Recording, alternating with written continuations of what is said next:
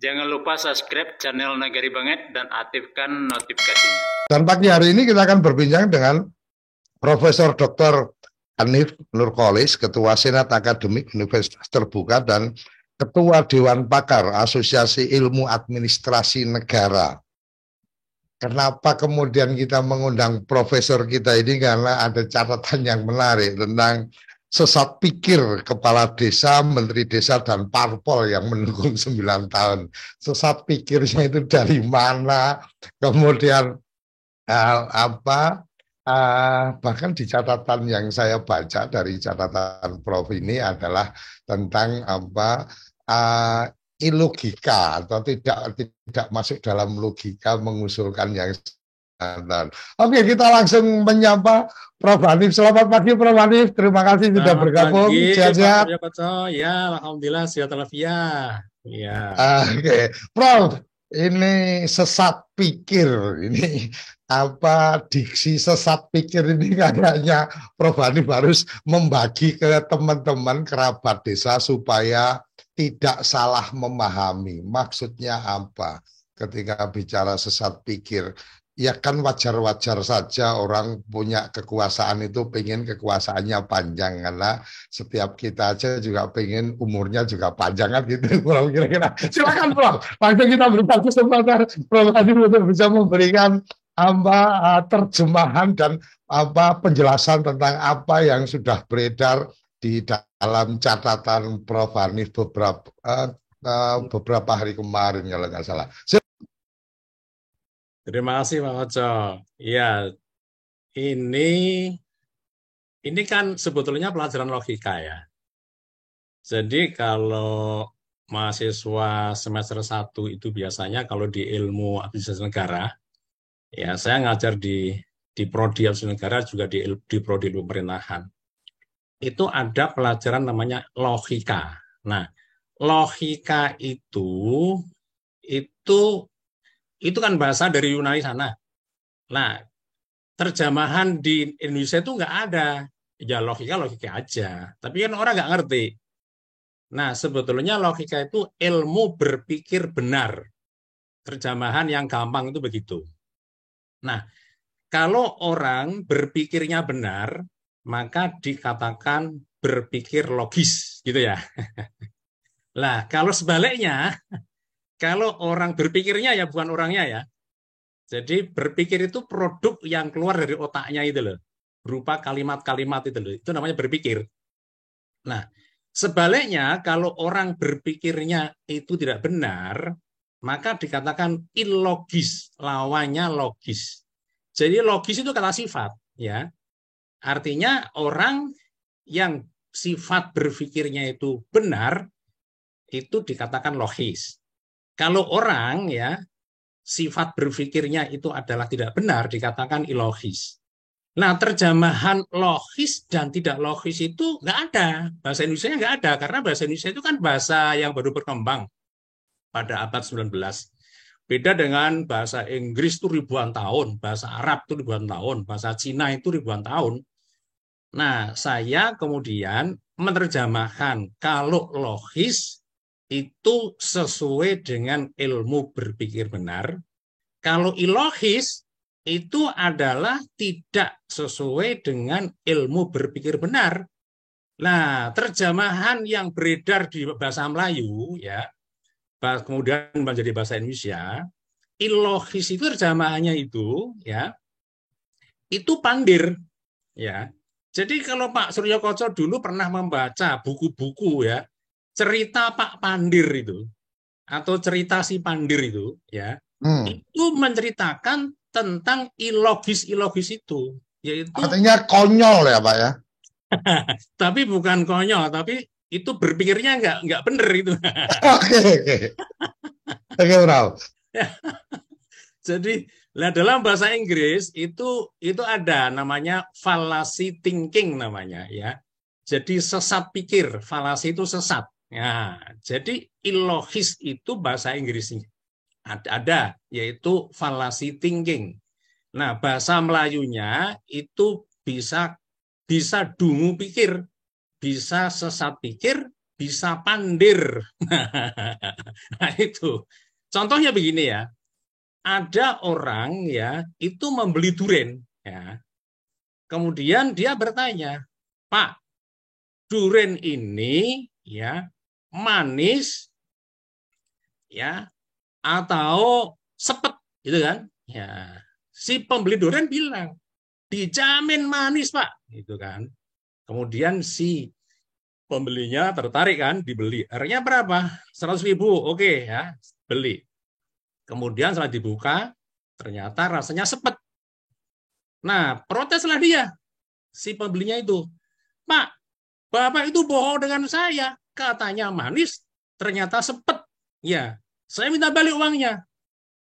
Nah, si penjualnya bilang, "Bapak ini bagaimana? Hanya membeli satu duren sudah marah-marah. Saya itu satu keranjang itu sepet semua," katanya. Lah, produk berpikir seperti ini yaitu adalah sesat pikir atau pandir atau dungu pikir. Artinya si penjual memberikan reason itu sesat pikirnya. Sesat pikir. Nah, ukurannya apa? Ukurannya di dalam ilmu logika itu ada 5.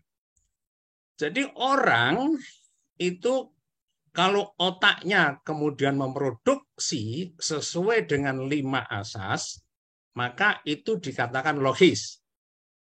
Tetapi kalau melanggar satu dari 5 asas itu dikatakan fallacy thinking, sesat pikir, dungu pikir, atau pandir. Nah, 5 itu apa ukurannya?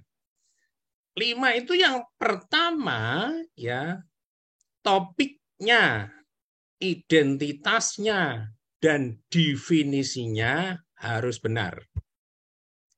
Jadi kalau ngomong desa adalah harus benar definisinya itu. Tuh. Kalau definisinya salah, sudah sesat pikir. Asas yang kedua yaitu koherensi. Ya, apa yang koheren? Antara apa yang dibicarakan dengan proposisi-proposisi yang dibangun itu semua harus koheren.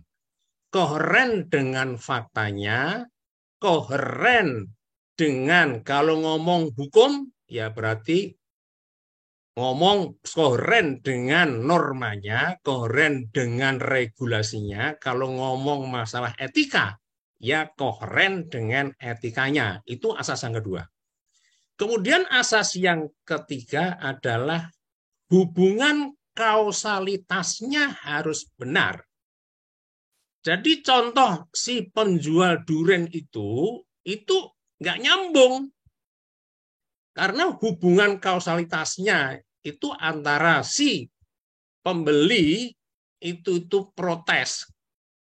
Karena harganya sepet, rasanya sepet, tapi yang jawabannya dia itu adalah dia mempunyai barang yang sepet, satu keranjang. Kan nggak nyambung kan? Ya. Maka hubungan kausalitasnya itu harus benar. Kemudian asas yang keempat, yaitu tidak boleh ada kontradiksi antara satu proposisi dengan proposisi yang lainnya. Dan terakhir, asas yang kelima, tidak boleh ada kemungkinan yang ketiga. Jadi, kalau SBY adalah SBY, Jokowi ya Jokowi. Tidak boleh yang ketiga. SBY adalah Jokowi sekaligus SBY. Atau sebaliknya, Jokowi adalah ya Jokowi ya SBY. Ya, itu namanya kemungkinan ketiga itu harus ditolak di dalam ilmu berpikir benar. Gitu ya. Itu namanya bahasa asingnya sana itu logika. Bahasa kita namanya ilmu berpikir benar. Nah gitu Pak. Jadi konteksnya di situ. Nah nanti Nah, terus sekarang masuk di wilayah bahwa produk Undang-Undang Desa menyebutkan bahwa masa jabatan 6 tahun, 3 periode. Kemudian bergulir tentang bagaimana teman-teman kepala desa menginisiasi jadi 9 tahun. Kemudian Menteri Desa juga menyampaikan bahwa sudah melakukan kajian akademis menjadi 9 tahun. Kemudian beberapa politisi dari PDI Perjuangan, ada Mas Budiman Sujatmiko, dari Golkar ada Mas Bambang Susatyo, kemudian kemarin juga ada dari Gerindra juga, dan seterusnya.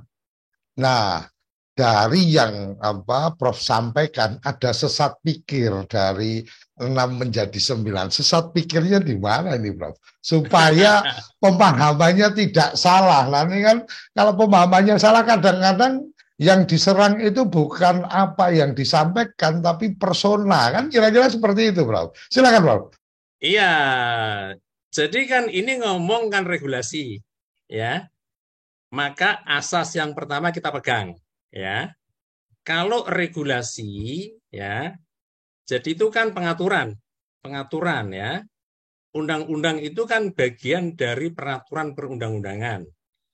Nah, kita itu sudah sepakat, ya, bahwa hukum dasar tertinggi itu adalah UUD NRI 1945.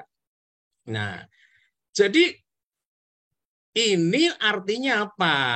Artinya bangsa Indonesia itu setiap membuat regulasi apapun, apakah itu undang-undang, apakah itu perpu, apakah itu peraturan pemerintah, apakah itu perda, apakah apapun, maka tidak boleh bertentangan dengan hukum dasar tertinggi. Nah, hukum dasar tertinggi itu sudah mengatur bahwa masa jabatan presiden, ya, dan wakil presiden itu 5 tahun dan dapat dipilih kembali untuk 1 kali masa jabatan. Itu adalah hukum dasar tertinggi. Oleh karena itu, ketika membuat undang-undang tentang pemilihan gubernur, bupati, kepala daerah, ya, ikut itu gitu. Meskipun di dalam pasal 18, ya, 18, 18A, 18B itu enggak diatur masa jabatan gubernur, wali kota itu. Tetapi tunduk kepada ya norma.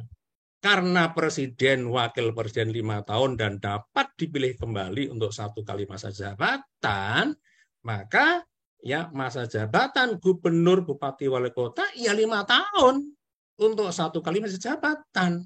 Nah, ketika undang-undang desa itu membuat aturan yang melenceng, yaitu 6 tahun dan kemudian masa jabatannya adalah 3 tahun, 3 periode. Itu namanya sesat pikir karena melanggar asas berpikir benar yang pertama, yang kedua, dan ketiga.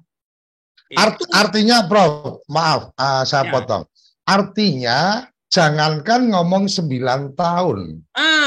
Undang desa yang 6-3 periode saja, itu sudah sesat pikir. Sudah sesat pikir. Dilihat dari hukum dasar tertinggi.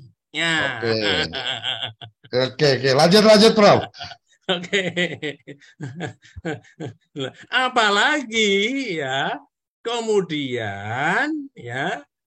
kemudian mengusulkan masa jabatannya itu 9 tahun untuk 2 kali ya ditambah dan 2 kali lagi bisa dipilih kembali ya, bisa dipilih kembali untuk 2 kali masa jabatan menjadi 27 tahun. Lah ini super sesat pikir. Super dungu pikir namanya. Ini bisa dikatakan ketika ide itu dilontarkan, Prof Hanif melihat 6 tahun 3 periode aja sudah sesat. Sudah sesat. Lagi ya. 9 tahun 3 periode ini super pandir, kira-kira seperti itu. Super pandir. Oke, Prof. Tapi kalau kita melihat pada kesejarahan nih, Prof. Iya, iya, iya. Ya. Hmm. Kalau kita bicara kesejarahan kan dulu kepala desa itu kalau tidak salah itu kan Iya, pernah tidak ada pengaturan periodisasi atau masa jabatan. 579 baru mulai ada tentang 8 tahun. Kalau tidak salah itu juga sudah 2 periode. Kemudian ada perubahan di Undang-Undang 22 itu yang mungkin menurut Prof. Hanif ini yang benar cara berpikirnya paling logis. karena paling logis karena di Undang-Undang 22 itu masa jabatan kepala desa itu 5 tahun. Cuma memang diberikan ruang dipilih untuk sekali tapi 5 kali 2 artinya pemilihannya tidak dilakukan 2 kali tapi sekali pemilihan langsung 10 tahun. Kalau nggak salah di Undang-Undang 22 seperti itu. Kemudian di 32 ini berubah menjadi 6 kali 2 secara logisnya yang 2 kali masuk, tapi yang 6 tahunnya ini yang mungkin tidak masuk. Nah, sekarang ketika undang-undang desa 6 kali 3, angka 6-nya sudah nggak masuk, angka 3 kalinya juga nggak masuk. Kira-kira seperti itu ya, Prof. Nah, Betul, Prof, betul. Prof Hanif kan mengikut yang saya lihat kan juga mengikuti atau memperhatikan tentang tata kelola pemerintahan desa kita dari mulai mungkin di kolonial dulu Indonesia merdeka, Indonesia apa Orde Baru, Indonesia Reformasi dan seterusnya. Sebenarnya apa yang kemudian menjadi catatan utamanya, Bro? Begini ya, jadi desa itu sebetulnya awalnya dulu itu hanya sebuah komunitas saja, Pak. Nggak ada yang ngatur, jadi mereka ngatur sendiri. Jadi kalau Pak Surya Sukoco itu mau membaca buku riset ilmiah dari tokoh yang sangat terkenal, dia pemerhati sosiologi di desa, itu namanya Jan Breman ya. Nah, dia kemudian menceritakan, memberikan riset di situ cukup lengkap ya. Jadi awalnya dulu itu desa itu tidak ada yang atur, baik raja maupun apalagi Belanda ya. Jadi dia ngatur-ngatur sendiri aja. Itulah yang di dalam kajian sosiologi disebut namanya self-governing community, komunitas yang mengatur dirinya sendiri. Nah, Artinya tetapi kalau zaman kerajaan tanah perdikan gitu ya. Nah, itu sudah dikuasai Yang raja. Belum oh, sebelum itu. Dia itu hmm. kayak suku-suku di tengah-tengah hutan di Irian sana itu, Pak. Sampai sekarang kan nggak ada yang Oh iya iya iya. berkuasa ya. Nah, kemudian ketika ada raja, maka dia kemudian mulai dikooptasi. Jadi dia kemudian diperintah atau ditundukkan lah ya untuk bayar upeti pada raja. Nah, itu sampai pada zaman VOC, Pak. Nah, mulai desa itu mulai diatur oleh kekuasaan secara formal dengan hukum positif ya, bukan dengan hukum adat, tapi dengan Ya. hukum positif, itu pada zaman Raffles. Jadi Hindia Belanda Raffles berarti ya. itu berkuasa ya tahun 1811, itu kemudian dia mengeluarkan peraturan Letnan Gubernur Jenderal tahun 1814. Nah, disitulah Raffles mengatur desa di dalam hukum positif, bukan hukum adat, ya. Nah, Artinya secara kesejarahan ya, desa mulai diatur dengan hukum positif itu sejak Hindia Belanda Raffles. Raffles. Oke Sebelumnya oke. Ya, itu ya. hanya dalam peraturan Daendels itu belum jelas, tapi yang sangat jelas menyebut desa itu adalah zaman Raffles Oke. tahun 1814. Ya. Nah, sejak itulah maka desa terus diatur dengan hukum positif. Ya. Nah, kemudian hukum yang sangat jelas lagi itu adalah Undang-Undang Dasar Hindia Belanda tahun 1854. Jadi itu ada namanya bahasa yang umum itu RR singkatannya ya. Itu dari Reglement. Itu tahunnya 1854. Nah, itu diatur dalam pasal 71. Nah, pasal 71 itu mengatur bahwa kepala desa itu sebagai Tussenperson bahasa Belanda. Apa artinya? calo bahasa kita, mediator bahasa Inggrisnya. Artinya agen pemerintah. Iya, agen tetapi nggak resmi. Ya. Agen yang kalau agen pemerintah resmi itu kan pejabat negara. Kalau ini enggak, ya. Jadi dia itu ya namanya juga Belanda ya, penjajah kan ya. Dia mau menangnya aja. Pokoknya dia kemudian dipegang aja, dijadikan mediator untuk menarik pajak, ya, dan untuk menyukseskan kerja paksa, yaitu tanam paksa itu loh Pak. Nah itu, jadi dialah pertama kali ya secara formal di dalam hukum dasar Undang-Undang Dasar Hindia Belanda RR 1854 pasalnya 71, maka itu dikatakan sebagai tussenperson, sebagai mediator. Jadi menjembatani antara pejabat resmi. Jadi pemerintah Hindia Belanda itu pejabat resminya hanya sampai camat, Pak. Onder district hoofd bahasa Belandanya. Nah di bawah itu nggak ada pejabat, nggak ada pejabat pemerintah, nggak ada. Nah yang adalah kepala komunitas itu. Nah itu lurah, kepala desa itu. Nah itulah dipegang aja kepalanya sebagai namanya tussenperson itu. Dan itu kemudian diperkuat lagi. Jadi 50 tahun kemudian, itu pada tahun 1906, pada awal abad ke-20, itu dibuat undang-undang khusus tentang desa. Namanya IGO. Jadi bahasa Belanda, desa itu adalah inlandsgemeente. Inland itu pribumi, gemeente itu kota. Jadi orang Belanda itu melihat desa itu kota pribumi. Ya lawannya itu gemeente aja. Jadi ada undang-undang tentang kota itu namanya gemeente, itu kota Eropa. Nah kalau melihat desa itu orang Belanda itu adalah inlands, ada kata inlandsnya di depannya. Inlands itu adalah pribumi, gemeente itu kota. Tapi nakal juga Belanda itu. Ketika dia mengatur kota Eropa, namanya gemeente Eropa, itu dimasukkan ke sistem. Artinya apa? Itu bagian dari pemerintahan formal. Tetapi ketika mengatur tentang inlands, gemeente, itu enggak dikeluarkan dari sistem pemerintahan formal. Dalam bahasa Belanda namanya adalah indirect bestuur. Indirect. Direct itu langsung, indirect itu tidak langsung. Dia menyebut desa itu adalah pemerintahan tidak langsung. Artinya di luar sistem, ya. Jadi dia disuruh ngatur-ngatur sendiri, cari makan sendiri, membiayai dirinya sendiri, tetapi diberi tugas negara. Tapi diberi tugas. Diberi tugas. Artinya suruh hidup sendiri, tetapi kamu ada pekerjaan yang harus kamu lakukan untuk saya. Kayak gitu.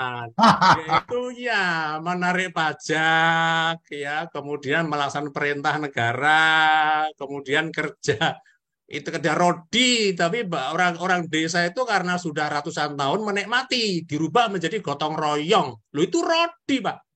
Ya, dalam bahasa Belanda namanya herendiensten. Itu kalau diterjemahkan dalam bahasa Inggris, itu rodi, Pak.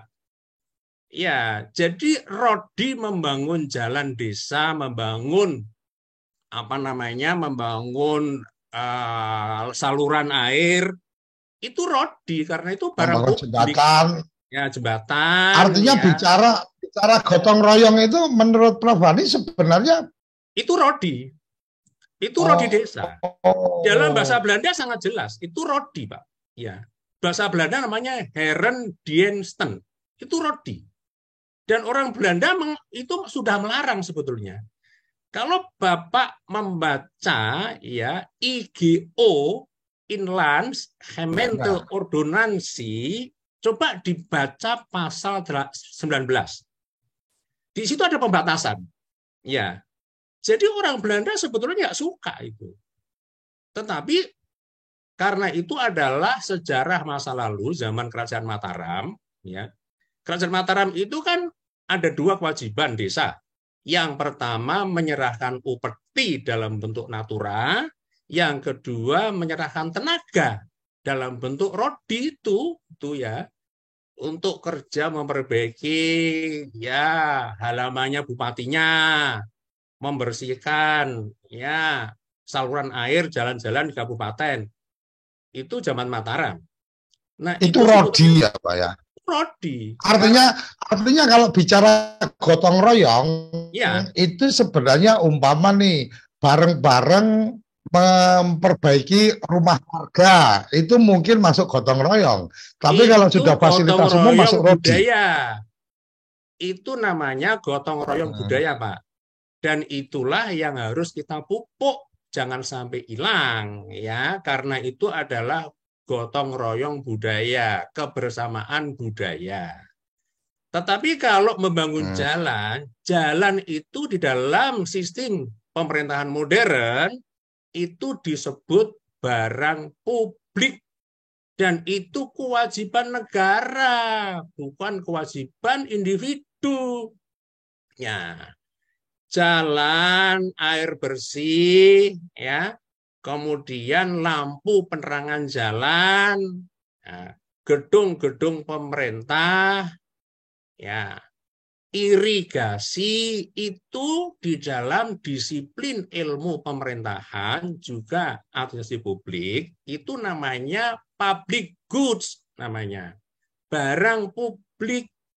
Nah, barang publik itu menjadi kewajiban negara untuk mendeliver, untuk menyampaikan kepada warga negara, karena swasta tidak mampu, ya. Karena swasta tidak mungkin menyediakan jalan, menyediakan irigasi pertanian, menyediakan trotoar, menyediakan lampu penerangan jalan, rugi dia. Nah, oleh karena itu ada prinsip namanya prinsip residu. Residu itu sisa. Sisa apa? Barang dan jasa publik yang tidak bisa disediakan oleh swasta dan individu, maka harus take over negara. Nah, itu ilmunya begitu gitu loh Pak ya. Jangan kemudian dimobilisir orang-orang desa ya karena manut aja ya. Ya, dibohong-bohongi aja sama negara. Ya, tetapi ya itu kan ya mental manusia itu ada teorinya Pak. Itu teorinya namanya sindrom Stockholm. Teori itu diambil dari kasus ya perampokan bank di Norwegia, di kota Stockholm. Jadi ada merampok bank, kemudian karyawannya perempuan-perempuan disandra, mau dibunuh gitu ya. Tetapi karena lama-lama dari ketakutan itu kemudian mental orang itu kemudian menyesuaikan. Orang-orang yang disandra itu ya kemudian menyesuaikan dan akhirnya dia malah mencintai para perampoknya itu ya dan jatuh cinta dan dia membela perampoknya itu. Itu kayak mentalnya orang desa ya karena sudah diperas ya disuruh kerja untuk bangun jalan itu lama-lama dirubah otaknya. Oh, itu kerja bakti untuk negara. Jadi terkena sindrom Stockholm. Padahal itu kewajiban negara, Pak Suryo. Oke. Ini menarik. Kemudian kita mencoba mengikuti apa yang mungkin Prof. Hanif sampaikan tentang logika berpikir pemerintahan dan administrasi pemerintahan. Kira-kira seperti itu. Sampai pada level baru saya baru menyadari bahwa gotong royong itu kalau untuk membantu tetangga, membantu memindah rumah atau mungkin membantu rumah yang tidak layak terus pada bareng-bareng merapikan dan seterusnya, ya itu gotong royong. Tapi itu gotong royong yang benar. Kalau Ya, kemudian masuk dalam 100% harus kita dukung, kita lestarikan, kita pupuk. Ada tetangganya meninggal, rame-rame kita gali kubur, sebagian pergi ke pasar untuk membeli kafan, sebagian ambil ember ya menyediakan untuk memandikan. Itu Pak, gotong royong yang benar. artinya ketika bangun jembatan terus dimintai iuran apa Wah, bagi itu yang rodi pemerasan itu. tidak punya harus ikut datang urun tenaga kerja apa artinya harus ikut bekerja itu masuknya rodi ya Pak ya. Rodi, Herendiensten dalam bahasa Belanda. Oke, menarik. Tanpa terasa kita sudah di sesi pertama sesat pikir. Ternyata dari Prof Hanif kita mendapatkan bahwa bukan hanya 6 kali 3 yang sesat pikir, ini menjadi lebih sesat lagi ketika 9 kali 3 atau mungkin selama-lamanya 9 tanpa batasan periode ini tambah lagi sesatnya kan kira-kira seperti itu. Tapi Ya. ada yang menarik adalah tentang bagaimana kita ternyata juga sudah sesat pikir tentang gotong royong. Sesat pikir lagi itu Pak. Setidaknya menurut Prof Hanif ada sesat pikir kita tentang gotong royong ketika kemudian mewajibkan setiap warga terlibat dalam pengembangan fasilitas umum yang memang harus disediakan oleh pemerintah. Kira-kira seperti itu. Oke, jangan kemana-mana kerabat desa. Setelah ini kita akan berikan ruang, kesempatan untuk mungkin ada yang tidak sependapat, mungkin ada yang sependapat atau ada yang ingin dipertanyakan lebih dalam ke Prof Hanif, kita akan berikan kesempatan yang satu ini. Jangan kemana-mana, kita akan ikuti perbincangan lanjutan setelah yang berikut. Oke, kita kembali di Bincang Perkasa, berbincang perkara desa karena desa harus tangguh dan perkasa. Kita berikan kesempatan ke kerabat desa yang sudah bergabung di studio Zoom kita. Silakan kalau ada yang ingin ditanyakan langsung resen dan kita berikan kesempatan untuk open mic. Ini dari beberapa yang sudah open video ini kayaknya manggut-manggut mengikuti. Kalau tidak ada pertanyaan sepertinya semua setuju dengan Prof Hanif bahwa sekarang ini kita sedang ada dalam wilayah sesat pikir. Ada bagian-bagian yang kemudian tanggung jawab negara, tanggung jawab pemerintah untuk memfasilitasi masyarakatnya, kemudian dibawa pada aras gotong royong, ayo partisipasi dan seterusnya. Padahal itu kewajiban negara harus menyiapkan. Kira-kira itu yang saya tangkap. Dan yang lebih menarik lagi ini mungkin setelah Mas Panudi nanti menanyakan, ada juga yang ingin saya tanyakan itu tentang ketika negara ada fasilitas umum, mungkin menurut kita fasilitas umum yang harus disiapkan, tapi kemudian jadi fasilitas berbayar. Zaman Belanda itu ada nyebrang jembatan harus bayar. Kemudian hari ini kita menikmati perjalanan panjang dari Jakarta ke Surabaya juga harus bayar 800.000 kan kira-kira seperti itu di jalan tol dibangun swasta. Ini masuk sesat pikir apa enggak ini, Prof? Oke, itu jangan dijawab dulu, Prof. Kita berikan kesempatan dulu kepada teman-teman yang resen. Dan sekali lagi kerabat desa, resen akan kita berikan kesempatan ketika open video. Silakan Mas Panudi. Ya, terima kasih Pak Dekoto. Assalamualaikum warahmatullahi wabarakatuh. Salam. Salam kenal Profesor Hanif Nurkolis ya. Ya, tenang juga kenal dengan Pak Rudi. Ini saya hanya pengen tahu juga. Ini kasus dalam konteks ini Profesor Hanif.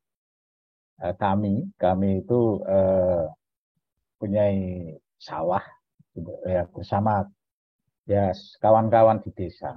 Namun dulu itu jalannya jalan istilahnya mungkin dikatakan jalan setapak atau istilahnya lematang aja. Karena di era sekarang ini ketika kami tidak memperlebar dan memperkeras jalan, kan kami juga kesulitan, warga itu akan kesulitan ketika mengangkut hasil panen.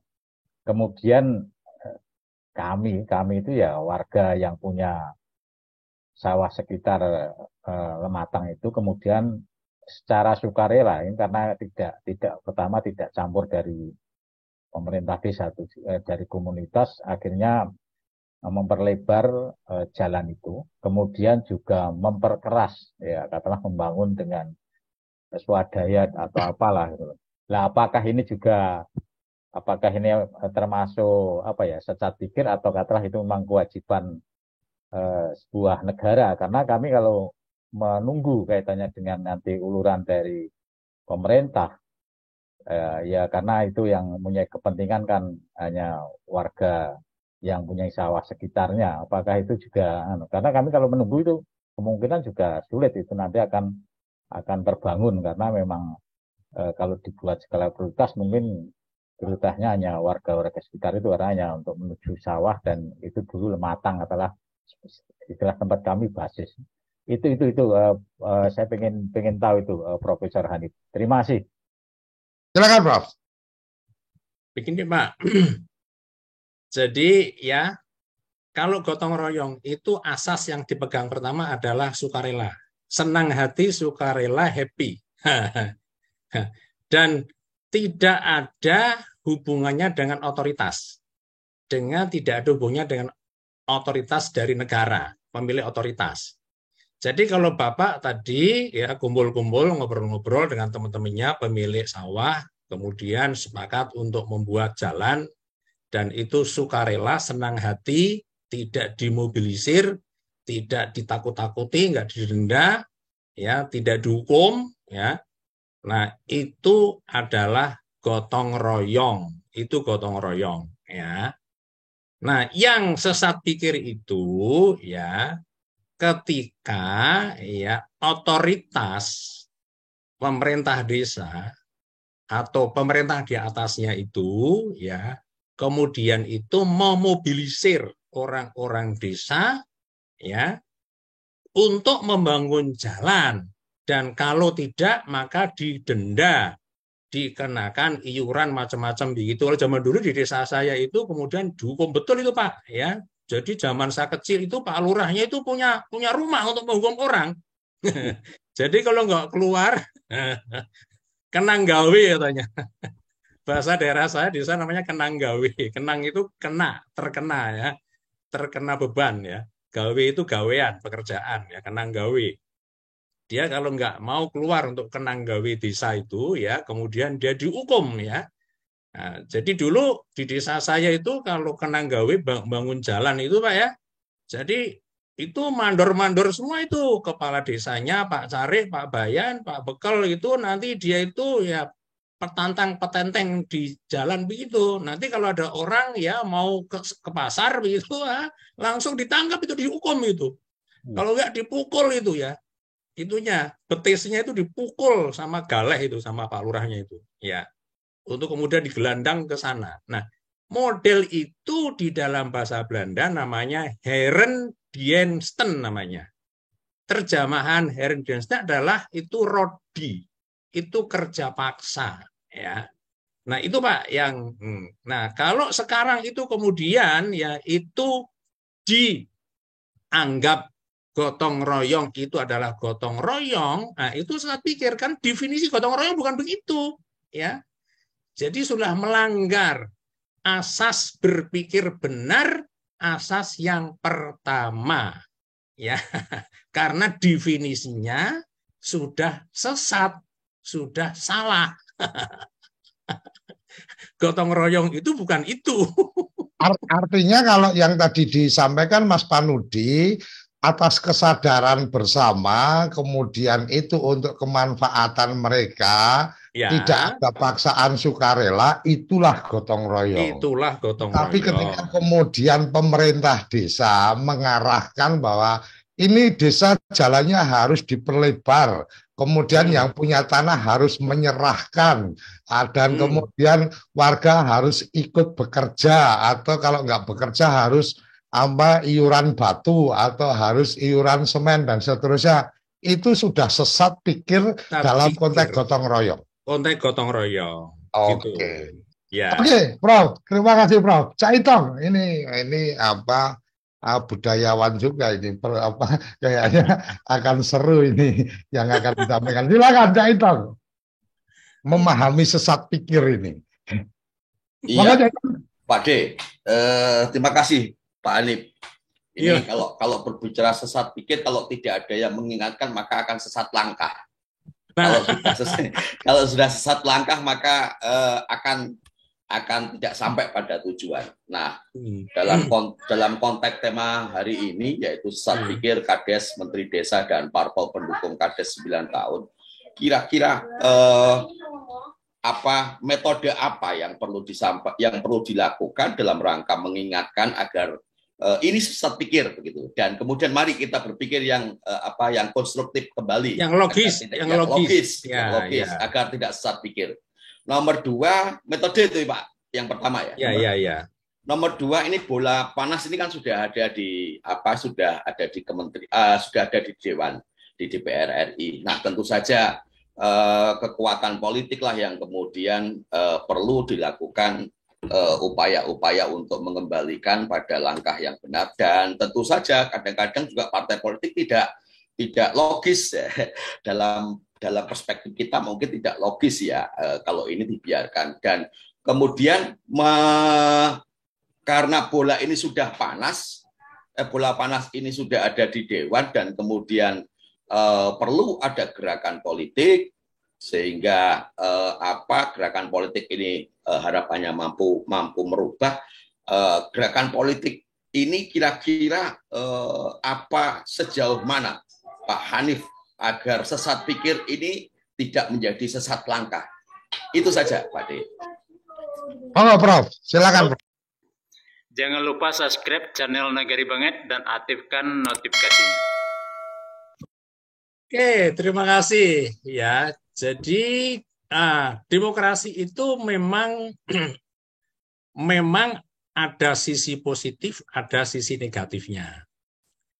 Tetapi mengapa semua orang kok suka demokrasi di dunia ini begitu ya? Ya karena lebih banyak sisi positifnya daripada sisi negatifnya.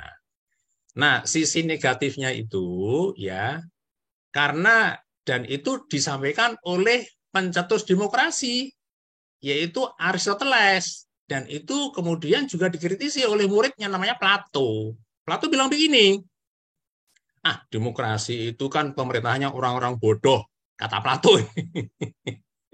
Karena suara saya yang profesor ini sama dengan suaranya orang buta huruf yang nggak sekolah, sama Pak. Kemudian ketika itu dikumpulkan, suaranya orang-orang bodoh, kata Plato, itu lebih banyak daripada suaranya orang-orang pinter. Suaranya Pak Suryo Sukoco itu yang sudah sekolah tinggi pun kalah itu Pak, hanya berapa persen? Hanya 5% kan. Yang 95% itu adalah orang-orang yang nggak sekolah itu, kata Plato. Orang bodoh, kata Plato. Nah, itu berisiko, kata Plato, ya, karena itu mudah dimobilisir, mudah diperalat oleh orang-orang elit-elit partai. Nah, itu mudah diperalat. Nah, oleh karena itu ada diskusi yang menarik pada saat negara kita akan didirikan. Ada 62 orang berkumpul di lembaga Jokuritsu Yumbai Chosokai, itu bahasa Jepang. Bahasa kita adalah Badan Usaha Penyelidik Kemerdekaan Indonesia, BPUPK, ya, itu di sana 62 orang tokoh-tokoh nasional, orang-orang cerdik pandai, pintar-pintar itu kumpul di sana. Nah, kemudian ada diskusi antara Soekarno dengan Ki Bagus Hadikusumo, Ketua PP Muhammadiyah. Dia bilang, Ki Bagus mau begini, loh ini kalau negara kita itu sistem demokrasi, itu apa tidak membahayakan? Gimana nanti kalau undang-undang itu kemudian dibikin undang-undang yang melanggar hukum Islam dan hukum kesusilaan? Soekarno mengatakan, Yai, saya kok yakin bangsa kita itu bukan bangsa bodoh. Oleh karena itu, maka nanti yang akan mengisi lembaga DPR itu adalah orang-orang pintar dan orang-orang Islam, karena mayoritas kita adalah orang Islam. Oleh karena itu pasti kami yakin bahwa undang-undang yang keluar itu nanti adalah undang-undang yang benar, yang tidak melanggar syariat Islam dan juga kesusilaan umum, itu kata Bung Karno. Tapi kekhawatiran itu ada itu ya. Nah, sekarang ini kita dipertontonkan apa yang dikhawatirkan oleh Ki Bagus Hadikusumo. Jadi elit itu kemudian memobilisir, ya mohon maaf ya, kata Plato, ini Plato ya, saya mengutip Plato, yaitu orang-orang yang mayoritas bodoh itu, kata Plato, dimobilisir untuk membuat aturan ya yang melanggar konstitusi, tetapi hanya mengandalkan kewenangan yang dia miliki. Karena DPR itu punya kewenangan dan presiden untuk membuat undang-undang, hanya mengandalkan kepada kewenangan. Nah, tetapi tidak mau melihat bahwa kewenangan itu diatur di dalam hukum dasar tertinggi, yaitu Undang-Undang Dasar NRI 1945. Nah, kemudian bagaimana caranya? Nah, kembali kepada sistem ya. Sistem demokrasi itu kan gini ya. Jadi kedaulatan itu di tangan rakyat. Nah, ini kalau Pak Suryo itu mengatakan, itu teori. Lah memang teorinya begitu. Tapi kan sulit ya. Karena ya sistem itu ketika nanti applied diimplementasi itu rakyat itu secara real, secara praktis itu sebetulnya hanya dimobilisir. Ya, dimobilisir oleh orang-orang yang punya duit, ya, orang-orang yang punya pengaruh, orang-orang yang punya kuasa. Kalau di desa, ya dimobilisir oleh kepala desanya, ya. Kalau itu kemudian pada tingkat yang lebih luas, ya, katakan di kecamatan, itu dimobilisir oleh ketua partai yang punya duit tentunya, yang punya duit nggak bisa, ya. Nah, oleh karena itu ya saya hanya bisa ngomong teori. Artinya apa? Secara teoritik, ya, di dalam buku-buku referensi dan itu menjadi pegangan kita sebetulnya. Caranya bagaimana? Ya caranya ada civil society. Jadi rakyat itu secara real itu terwadai di dalam organisasi sivil namanya, civil society. Contohnya apa?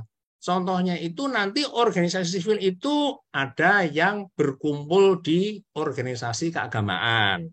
Misalnya Muhammadiyah, NU, Al-Wasliyah, Al-Hidayah, kemudian Nahdlatul Wathon di sana di di Lombok ya. Kemudian juga Persis ya macam-macam. Itu berkumpul di organisasi keagamaan. Kemudian ada lagi berkumpul ya itu di organisasi profesi.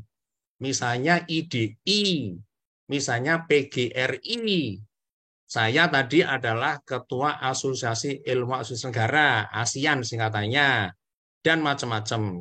Itu organisasi profesi. Ada lagi yang berkumpul di organisasi yang sifatnya itu ekonomi, di koperasi misalnya ya. Ada lagi di APindo, Asosiasi Pengusaha Indonesia. Ada di Kadin macam-macam itu. Dan lain-lain. Itu namanya adalah organisasi civil society. Civil society organization. Jadi organisasi-organisasi milik masyarakat sipil yang di situ tidak ada negara yang mengatur, mereka ngumpul-ngumpul sendiri, iuran sendiri, rapat-rapat sendiri, beli kopi-kopi sendiri. Nah, organisasi sipil itulah sebetulnya representasi dari rakyat yang berdaulat itu. Nah, oleh karena itu, maka tadi ya, Bapak tadi gimana teorinya? Apanya mah prakteknya? Ya, maka organisasi masyarakat sipil inilah melakukan konsolidasi untuk merumuskan ya apa yang sekarang ini menjadi kepandiran ini, kedunguan berpikir, kesatan berpikir ini, kemudian melakukan konsolidasi, kemudian bersama-sama untuk menyampaikan kepada partai-partai politik ya untuk diajak bicara, ajak ngomong. Negara ini didirikan yaitu dengan niat kebaikan, bukan niat keserakahan seperti itu. Tuh. Nah, mentang-mentang kamu itu punya kekuasaan, bikin undang-undang, terus kamu seenak-enaknya begitu, bikin undang-undang yang melanggar hukum dasar tertinggi. Ya kira-kira begitulah. Itu nanti bahasanya yang lain, ini bahasa saya.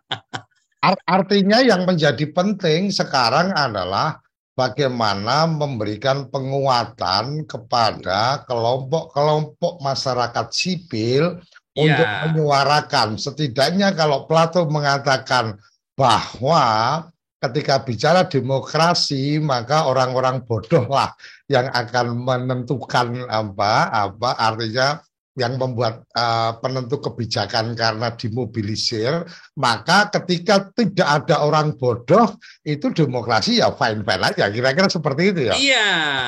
Nah, oleh karena itu kita itu, Tangannya lebih pada mencerdaskan nah, komunitas. betul. Oke, Maka Prof. perintah pembukaan itu adalah mencerdaskan kehidupan bangsa.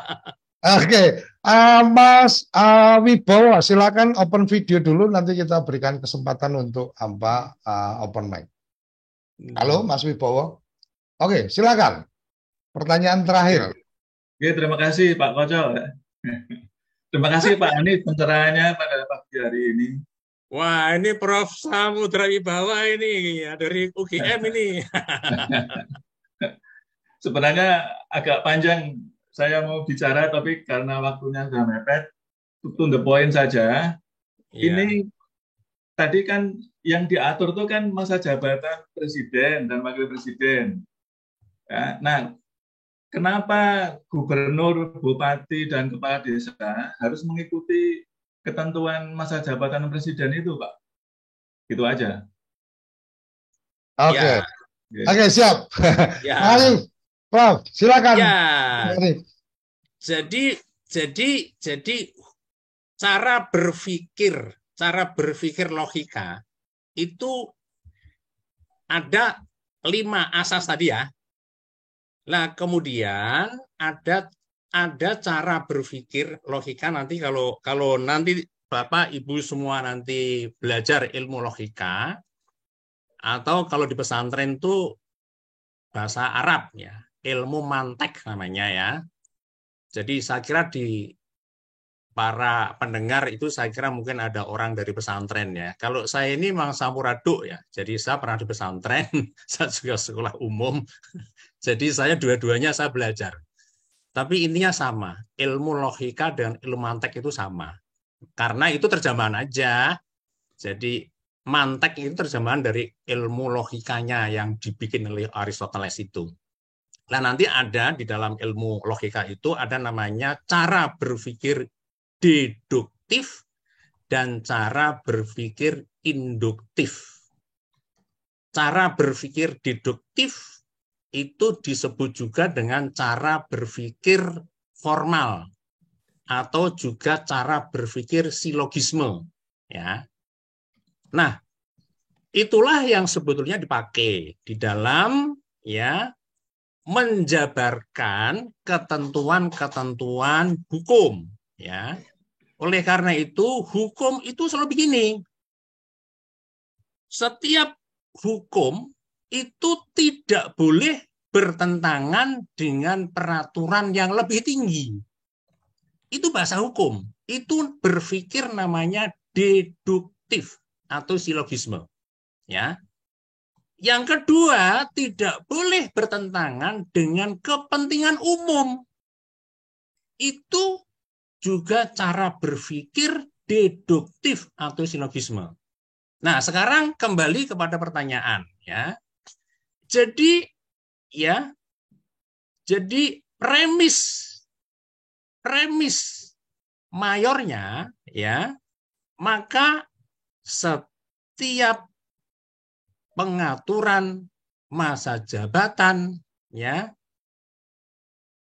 yang tertinggi adalah 5 tahun dan 1 kali masa jabatan berikutnya dan dapat dipilih kembali untuk 1 kali masa jabatan.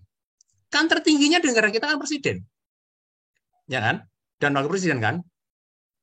Nah, oleh karena itu maka masa jabatan di bawahnya ini berpikir namanya deduktif, ya. Maka juga harus mengikuti itu karena pengaturan hukum di bawahnya itu tidak boleh bertentangan dengan pengaturan hukum di atasnya. Nah, maka ya masa jabatan gubernur, wali kota, dan bupati ya ikut dengan masa jabatan presiden karena itu adalah norma tertingginya. Begitu juga dengan kepala desa, ya itu mengikuti dengan norma di atasnya. Ya, kalau itu menyimpang itu sudah melanggar asas berpikir namanya deduktif atau silogisme. Nah, itu diajarkan dalam ilmu logika. Ya. Dia baca aja nanti. Saya kira ya. Ini Pak. Prof, mungkin terakhir ini Prof, closing statement karena ini sudah kita harus mengakhiri perjumpaan ini dan saya merasakan pagi hari ini nutrisinya cukup tinggi, gizinya cukup tinggi, jadi pencerahannya luar biasa. Saya baru menyadari juga ternyata di Undang-Undang Dasar pengaturan masa jabatan itu di bawah presiden nggak ada ya. Nggak ada. Harus berapa? Jadi ini cukup membuat saya kaget juga. Oh iya, ternyata yang lain juga nggak ada. Oke, silakan Prof. Closing statement. Oke, terima kasih. Jadi kita ini sudah berada pada darurat kepandiran, Pak. Nah, pertanyaannya siapa yang bisa mengembalikan kita menjadi orang logis? Logis itu bukan rasional ya, itu beda bab. Rasional itu ngomongi fakta yang masuk akal dan tidak masuk akal, lawannya irasional. Kalau logis itu ngomongi produk berpikir, ya, itu dari logika. Orang yang berpikir sesuai dengan ilmu berpikir benar, itu logika, maka dikatakan logis. Orang yang otaknya mengeluarkan pikiran, ya, tidak sesuai dengan ilmu berpikir benar, itu disebut illogis. Terjemahan bahasa Indonesianya itu dungu pikir, atau sesat pikir, atau pandir.